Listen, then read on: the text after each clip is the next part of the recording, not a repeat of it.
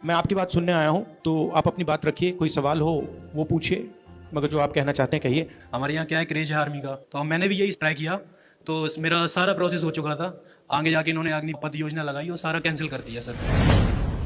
यहाँ से कोई मेरे को सेंटर से मैसेज भी नहीं आया था कि आपका ज्वाइनिंग वगैरह आपको दी नहीं जाएगी। 4-5 महीने से हम लोग प्रोटेस्ट कर रहे हैं, हर तरह से मतलब लगे हुए हैं, फिर भी सरकार सुनने को तैयार नहीं है। और अब ऐसा हाल हो चुका है सर कि जंतर मंतर पे परमिशन के लिए जा रहे हैं तो वहाँ से भगा दिया जा रहा है सर। लोकतंत्र में भी हमें अपनी आवाज़ उठाने के लिए जाने पर वहाँ से भगा दिया जा रहा है सर।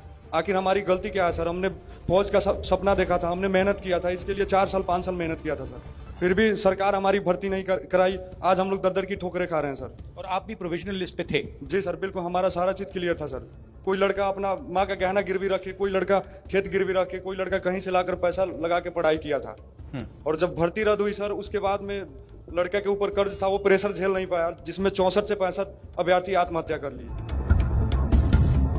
और जब भी सर हम लोग मीडिया के पास जाते हैं आवाज उठाने के लिए, सीधे हाथ जोड़कर खड़ा हो जाता है लोग कि मेरे बस में, मेरे हाथ में नहीं है, मैं नहीं उठा सकता सर। जब ग्राउंड में तैयारी करने जाता था, वहाँ पर 400 से 500 लोग मेरे साथ तैयारी करते थे। जब से ये अग्निवीर योजना आई है, तब से वही 10-15 लोग आते हैं सर। हमें सर जो अग्निवीर बन भी गए हैं, उनकी कोई शादी नहीं कर रहा है सर। अग्निवीर का दर्जा देता है, अग्निवीर की निगाहों से देखता है, ना कि फौजी की तरह नहीं देखता है सर। और सर अभी हमारे साथ के जो थे वो शहीद हुए, उनको शहीद का दर्जा नहीं दिया गया सर। और सर अगर उन्हें 25% में भी रखेंगे तो सर वो अपने खास लोगों को रखेंगे, और हम पिछड़े गरीब लोगों को क्या होगा सर? हमारी तो कोई पहुंच ही नहीं है। ये इस तरह से 4-4 साल के जो अग्निवीर पैदा कर रहे हैं, ये अपनी फैक्ट्रियों में लगाने के लिए सस्ते और कम रेट के चौकीदार बनाने का प्रयास कर रहे हैं। ये देश के साथ खतरा कर रहे हैं महोदय। ये आप स्पष्ट करिए कि जब आपकी सरकार आएगी तो आप अग्निवीर को हटा के जो पुरानी भर्ती प्रक्रिया है उसको लागू करेंगे, और हम सैनिकों के जो आरक्षण हक और अधिकार हैं जो हमें पूर्व में मिलते थे कांग्रेस की सरकार में, वो मिले तो हमारे देश की तरक्की और बेहतर होगा।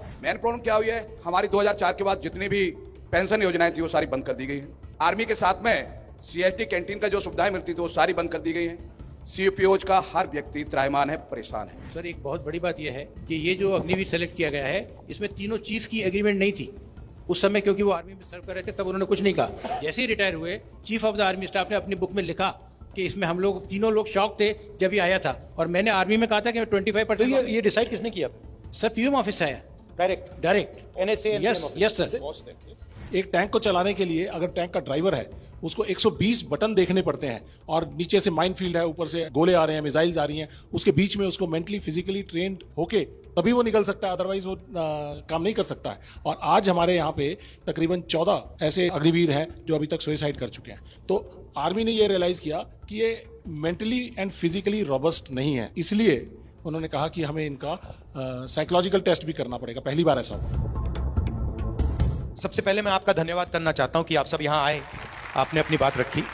जो 1.5 लाख लोग हैं, इनके टच में मैं हूं। आपके रिप्रेजेंटेटिव्स मेरे पास आए थे, दिल्ली में आए थे, यात्रा में मुझसे मिले, और हमारी कोशिश होगी कि हम आपकी पूरी मदद करें। आपके साथ बिल्कुल गलत किया गया है, अन्याय है, और हम आपके साथ मिलकर या तो कॉम्पनसेशन लेने की कोशिश करेंगे या कोई ना कोई रास्ता आपके लिए निकालने की कोशिश करेंगे। अग्निवीर योजना पे मेरी ओपिनियन है, ये देश को मजबूत करने वाली योजना नहीं है, और इससे सेना का भी नुकसान हो रहा है, देश का भी नुकसान हो रहा है। अगर हमारी सरकार आएगी, हम इसे रीअसेस करेंगे, हम इसको देखेंगे, और अगर हमें लगे कि ये कैंसिल किया जा सकता है तो हम इसको कैंसिल भी कर सकते हैं।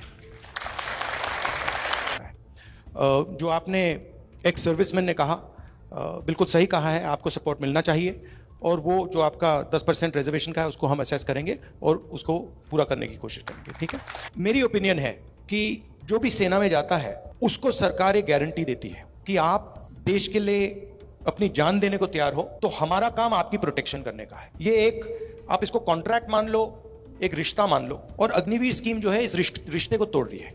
क्योंकि जो लड़ेगा, मान लीजिए 2 लोग लड़ रहे हैं, एक अपने आप को अग्निवीर मानता है, वो जानता है कि भैया मैं शहीद हो गया तो मुझे कुछ नहीं मिलेगा, और उसी के साइड में दूसरा लड़ रहा है और उसको पूरा का पूरा सपोर्ट मिल रहा है, पूरा फायदा मिल रहा है, तो जो अग्निवीर है वो पूरा डिमोरलाइज हो जाएगा और वो ठीक से लड़ेगा भी नहीं, डर जाएगा, उसमें जो कॉन्फिडेंस होनी चाहिए नहीं आएगी। मुझे लगता है इस स्कीम को रीअसेस करना चाहिए और देखना चाहिए कि इस स्कीम की जरूरत है या नहीं। फिर से मैं आपका धन्यवाद करना चाहता हूं। मैं आपको ये बताना चाहता हूं कि जहां भी मैं आपकी मदद कर सकता हूं, मैं और कांग्रेस पार्टी, हम आप सबकी मदद करेंगे और हम आपके साथ खड़े हैं।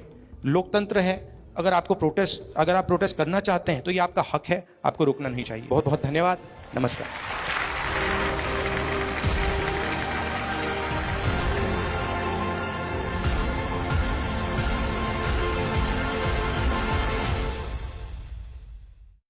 अधिकारों को कमजोर करने का काम हो रहा है, आपके वोट को कमजोर करने का काम हो रहा है।